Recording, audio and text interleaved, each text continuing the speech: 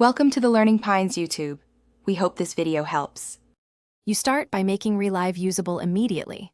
Update your Radeon driver and reboot so the ReLive module installs properly. Once done, open Radeon settings, flip the ReLive toggle on, and choose Global or per-app capture.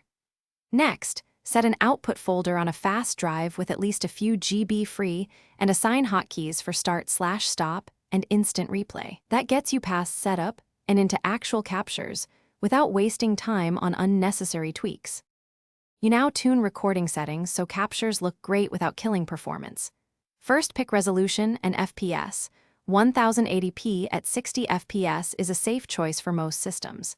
Then select the encoder, H.264 for broad compatibility or HEVC if you want smaller files.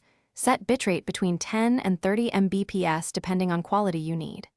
Once done, enable separate audio tracks for game and mic. Set overlay and webcam positions, and monitor GPU/CPU usage to avoid frame drops during You finish by recording a short test clip and verifying everything.